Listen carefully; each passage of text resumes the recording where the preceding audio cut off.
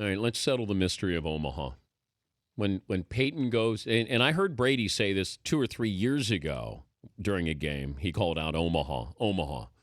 What does Omaha mean, or the different definitions? Well, the first time I really started hearing it was actually with Eli back in 2009. And we did something on it during the game. Now, I don't know how much people understand this, but I think I created a little bit of a stir there because he was going Omaha, Omaha, and it was obviously meaning hurry up, we got to snap the ball. So Omaha, Omaha, the next sound you heard, the ball was snapped. So now, of course, every defense in the league started picking up on that. So now, of course, Peyton Manning takes it where Omaha, Omaha, or hurry, hurry, or whatever it is that he wants to say means the next thing out of my mouth, the play clock's ticking down, we're going to snap the ball. But, of course, with Peyton, you can tell a lot of what he's doing based on watching the play clock, because if he's at 12 seconds or at 18 seconds, no matter how much he's trying to get you to jump off sides, don't jump, because he's going to give you another 37 minutes of the lecture in calculus class there. So he's going to go, and we saw him, I think he got San Diego to jump off sides 5 times in the game. Yeah. So he goes, Omaha, Omaha, hot. And in that quiet stadium, all of a sudden, that sounds like it's amplified 100 times over, and guys jump off sides. Well, by now they've trained themselves where Omaha, Omaha, maybe on this particular series means nothing. So don't pay attention to it. And we're going to go out there and do that. So it's just a code word for when they're going to snap the ball. The Pittsburgh Steelers were convinced that Omaha meant they were going to run to the safety side or to the non-safety side.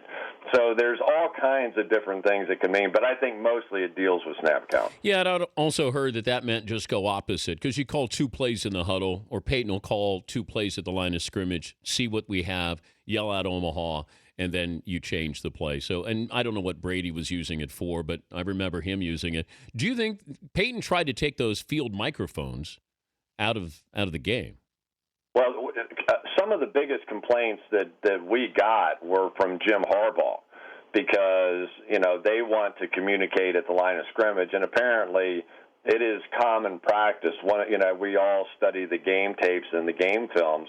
Well, now teams are studying the television version of what's going on, because they're getting so much of the communication at the line of scrimmage and so much of the snap count from television. But of course, Peyton's a little bit ahead of the whole mix on this stuff. He will also study it, his own snap count and what they did, anticipate what the other team's going to learn from it, and then try to take it one step in the opposite direction so that it begins to work against him. He was sort of laughing and semi-telling me without telling me, because at some point they were playing a team that knew them very well. The Baltimore Ravens, they had a bunch of players that had gone back and forth on opening night.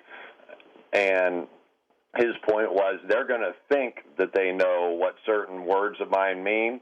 Well, in this game, those words are going to mean we're going to fake that, what they think they know, and run something else. So how much do you trust what you've learned? Because Peyton and Tom Brady and all these guys are now so sophisticated to the point where they're studying what you think you know, and then they're going to use what you think you know against you to beat you in the game. I mean, that's really where we are with this thing. So I agree. It's insane, but it's absolutely happening.